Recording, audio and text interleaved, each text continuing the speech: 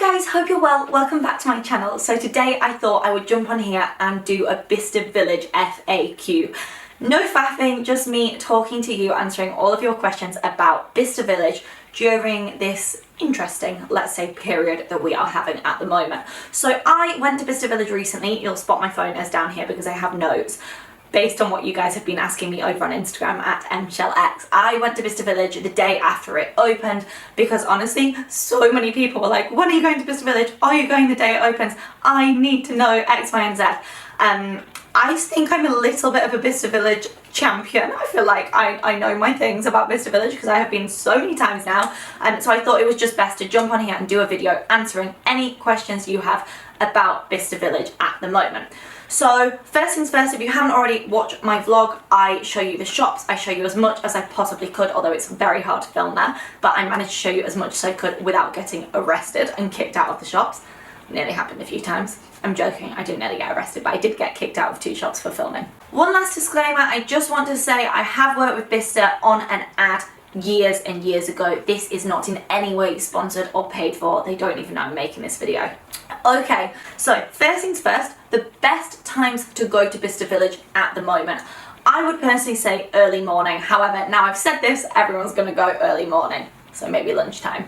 When I go, I personally go as soon as it opens. I think that's the absolute best time to get there. Just general morning, because I have found that it gets busier during the rest of the day. So I would say either end of the day or start of the day. But as I've said, don't quote me on that because I'm now worried that I've told everyone that, so now everyone's gonna go in the morning. It's a double-edged sword. I'm trying to give you advice, but I just know that so many thousands of people are now going to be like, oh my goodness, I'm going to go at this time. Obviously, stay safe, minimize travel, that kind of stuff. This is just me answering and giving you advice based on what people have asked me. Only go if you can legally go. And at the time of this video, legally you are allowed to visit depending on your situation. I personally was allowed to visit. So yes, early morning for me is great. I always park in the valet parking area. They don't actually park your car for you at the moment, but you just pull into a really nice area to park. It's at one end of the village, and then I like to walk down from that end of the village.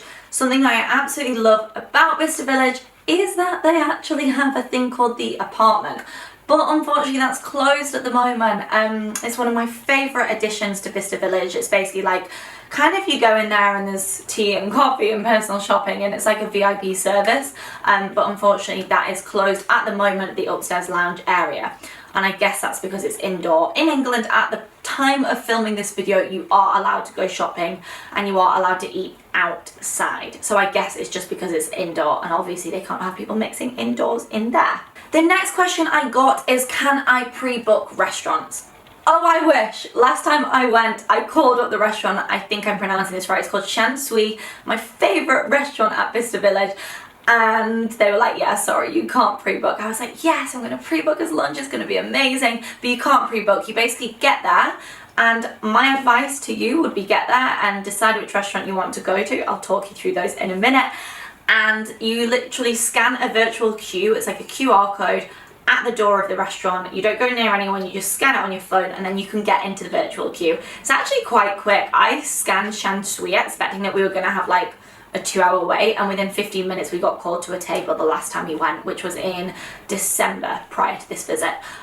So it depends, it's up to you, but the queuing system is fantastic and you will be able to eat, so please don't worry. So in terms of food, because one of the most asked questions I got on Instagram stories was, which restaurants do you recommend? You guys know I take my food very seriously, and Bicester for me, it's a day out. There's no rubbish food there, all of the food is great. So you have a number of sit-down restaurants. The newest addition, which you guys will be so excited about, is they have a pizza stall, and it's actually owned by Soho House Group, I think. Again, don't quote me on it.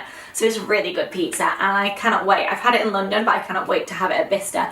However, I feel like there's so much good food at Bicester. This time I didn't have the pizza because I wanted to eat somewhere else. So if you don't want to book, there are places you can literally just go to and grab and go. So you've got the pizza, I think they have a Lebanese, I think maybe they had a Moroccan this time, but I could be wrong. They have a crepe stall, they've got a place that does brownies, places for cakes, it depends what you fancy. There's also a pret-a-manger, I'm almost certain. and an itsu, so you can get food to take away. So you can just sit outside. There's so many takeout areas. In terms of sit down restaurants, I go and I like to have a feast. If I'm not intently shopping and vlogging, I find it quite stressful vlogging Bicester, so I can't get there and have breakfast. If I was there on an actual shopping trip, I would go and I'd have breakfast and then I'd do a bit of shopping, but I like to go and just get my filming out of the way. So I would have breakfast and lunch at Farm Shop, which is unbelievable. Again, I think it's owned by the Soho House Group, and they do like avocado on toast, they do like chicken, the best mac and cheese. So many people ask me about the mac and cheese. And again, with that, there's just QR codes. I don't think you can book in advance. I also love Shan Sweet for lunch or dinner. Like I've already said, it's Asian and it is just amazing. That's kind of the busiest restaurant. There's also Cafe Woisley, which I've actually never eaten at. I've been for breakfast in London, but never at Bicester. I think they do afternoon tea. They're the three that I would kind of book or get in the virtual queue for, and they did have reduced menus, so Farm Shop definitely had a reduced menu, but it was still a great menu. They were out of kind of all their juices and stuff, but they had great food and they had mac and cheese. So what else do you need? Mac and cheese, avo on toast, boom. The quality of the food at Bicester is just amazing. It's like no other shopping experience I've had, unless you're say on Regent Street or something. It is so much better than any kind of other shopping places that just have quite bog standard places to eat. There really is something for everyone. Wishes was sponsored, it's not. So that then takes me on to virtual queues. Let's talk about virtual queues a little bit more. So restaurants, most of them have the thing outside, boom, virtual queues, unless it's a takeout. When it comes to stores, the high-end stores have virtual queues.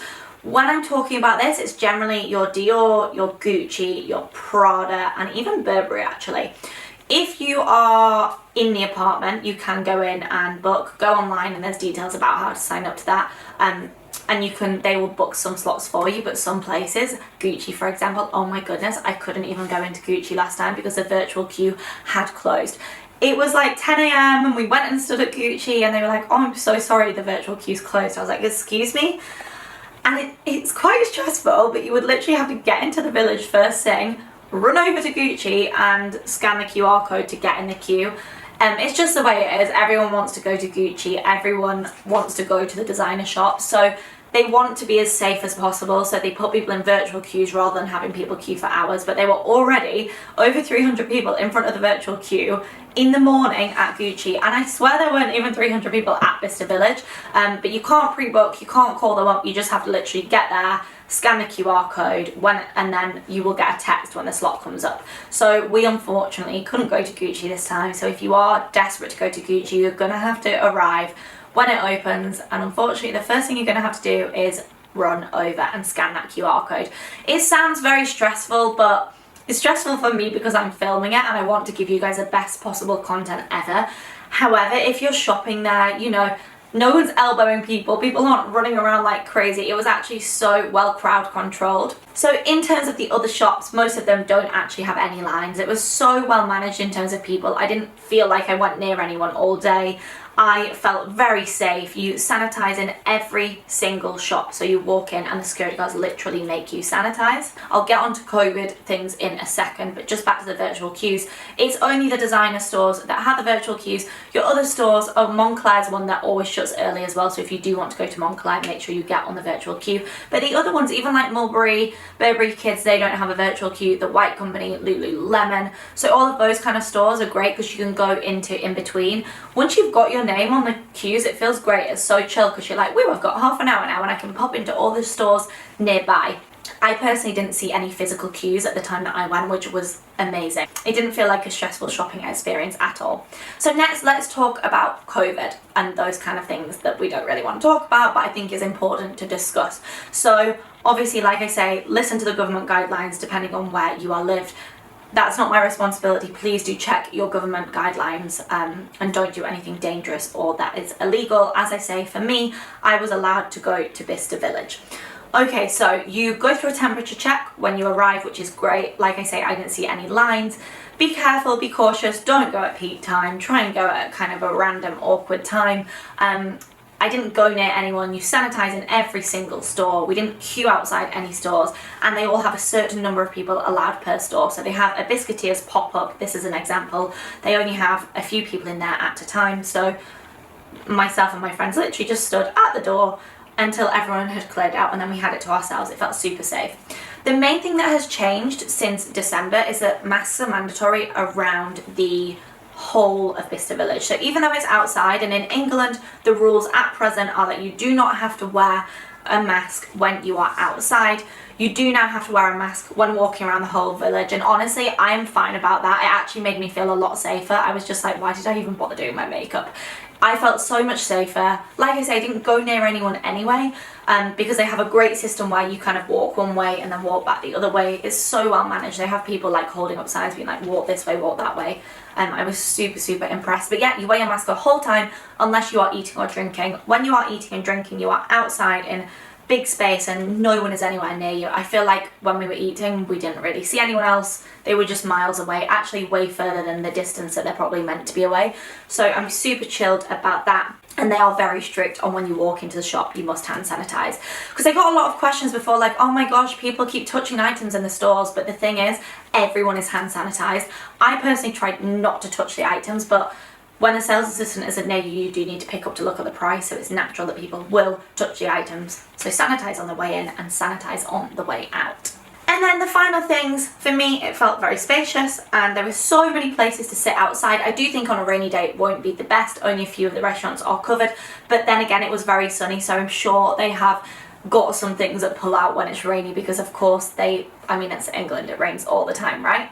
And things like hands-free shopping are still available and the staff all wear masks, and hands-free shopping is basically you get a card and it means that you can shop hands-free, so you're not like walking around with all of your bags and someone will then take them to your cart for you. In terms of personal shopping at Bicester, I actually did something with Bicester. It was an ad PR thing where basically they just asked me to talk about, I wasn't being paid for this by the way, it was just like a PR gifted experience, talk about their personal shopping, and it was something you could do via text. So literally I went to Sweaty Betty's store virtually before they were open, and I'm not sure if they're still doing that, so I will leave their website below and just check that out. Maybe they are doing that if you want to minimize travel and get over there, and maybe that's why the village wasn't that full, because people are still doing virtual shopping. You can always call the stores and ask what they have in. I know my friend purchased a Burberry puffer and everyone was so obsessed with it, and so many people apparently got it shipped to them from the store. So I think that's a great way to kind of minimize how many people are in the village. But also, you know, I understand people do want to go shopping, and as long as they are abiding government guidelines, then yeah. So thank you so much for watching this video. Don't forget to watch my Bicester Village vlog. There will be a Bicester Village haul coming because I'm actually going back to do some charity stuff in a few weeks, which I'm super excited about, and my other Bicester Village video as well. Leave any other comments, any other questions you have below. I'll link this dress as well, as I know people will ask. And thank you so much for watching, guys. See you soon.